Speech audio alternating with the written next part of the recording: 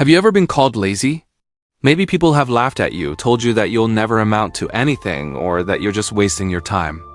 But what if I told you that sometimes even the laziest person can achieve greatness if they find the right reason to change?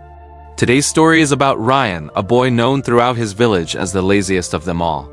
But his journey will show you how cleverness and determination can turn a life around in a way no one ever saw coming. Ryan lived with his parents in a cozy little house on the edge of a quiet village. His father was a hard-working farmer, toiling in the fields from sunrise to sunset. Ryan's job was simple: keep the birds away from their precious crops. But while other boys would run around waving sticks, Ryan had a different approach. He tied long ropes to wooden poles set up across the field. This way, he could lie comfortably in the shade, give a rope a little tug, and scare away the birds without even getting up. His father would often sigh, worried about his son's laziness, but he never scolded him. After all, Ryan always got the job done, just in his own unique way. But one summer, their peaceful life was turned upside down. A long, unforgiving dry season settled over the land, and to make matters worse, Ryan's father fell gravely ill. For the very first time, the responsibility of the entire farm fell squarely on Ryan's shoulders. He tried, he really did, but he just wasn't used to the backbreaking labor. Day by day, he watched helplessly, as the crops he was meant to protect slowly began to wither under the scorching sun. That night, sitting alone under a blanket of stars, Ryan felt the full weight of his failure crash down on him. "Why didn't I ever try harder?" he thought, his heart aching with regret. "Now, because of me, my family could lose everything." He felt lost, crushed, and completely hopeless. But as the sun rose the next morning, so did a new opportunity. A soldier on horseback rode into the village, his voice booming with a royal announcement. The king was hosting a grand competition, and the winner would receive a prize beyond imagination, a chest overflowing with gold. In that instant, a spark ignited in Ryan's heart. This was it. This was his chance to save his family. Without a moment's hesitation, he stood up and declared to everyone present, "I will join the competition." The villagers erupted in laughter. "Ryan, the laziest boy in town?" one of them scoffed. "He's going to compete against the strongest men from across the kingdom? That's impossible." But their doubts were just noise to him. Ryan didn't care what they thought. With a newfound determination burning inside him, he packed a small bag and set off for the palace that very day. 3 days later, the competition began on the shore of a massive, shimmering lake. Ryan stood among a crowd of powerful men with bulging muscles and confident stares. He felt small, out of place, and a wave of nervousness washed over him. Then, the king's herald announced the rules for the first challenge. "You must cross this lake. The first 3 to reach the other side will advance to the final round." A horn blew, and chaos erupted. The strong men dove into the water, their powerful strokes cutting through the surface as they raced ahead. But Ryan stayed back on the shore, his mind racing faster than their arms. "I can't beat them at swimming," he realized. "My strength is no match for theirs." But then, an idea struck him, a classic Ryan idea.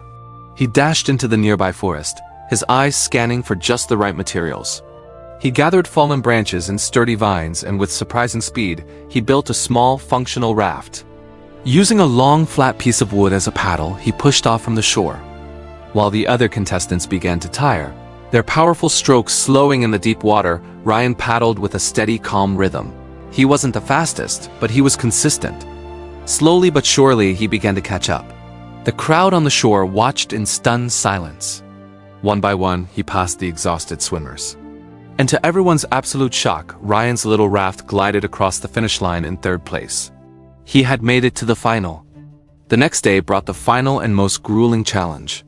In a large field, each of the 3 finalists stood before a giant, heavy block of wood. The task was simple: push the block 1 kilometer to the finish line. A selection of tools, ropes, levers, and hammers was laid out for them, but each man could only choose one. The first contestant, a mountain of a man, grabbed a thick rope, tied it around his block, and began pulling with all his might, his muscles straining. The second chose a long, sturdy lever and started the slow process of lifting and nudging his block forward. But Ryan just stood there thinking. The crowd grew restless. "What's he doing?" they whispered. He knew he couldn't win a battle of pure strength. "I have to win this with my mind," he told himself. After a long, thoughtful pause, He walked over to the tools and picked up a small, sharp knife. The crowd roared with laughter. A knife? He's given up already. They shouted.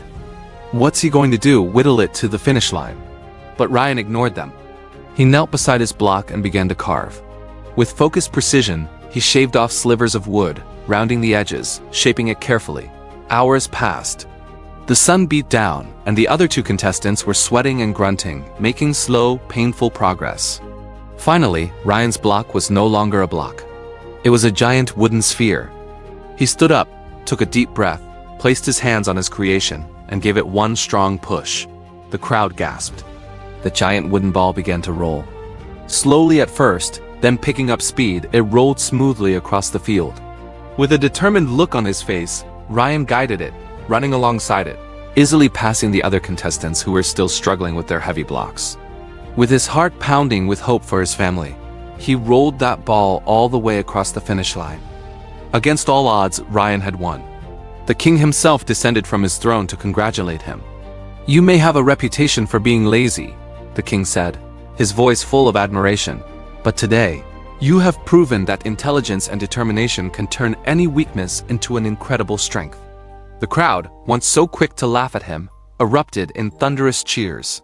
From that day forward, no one in the village ever called Ryan lazy again. He became a local legend, remembered as the boy who worked smart, not just hard. The boy who fought for his family and found victory not through brute force but through clever thinking. And here's the lesson in this for all of us. Being lazy doesn't mean you're hopeless. It might just mean you haven't found your reason to move yet that powerful. Why that will push you far beyond your comfort zone.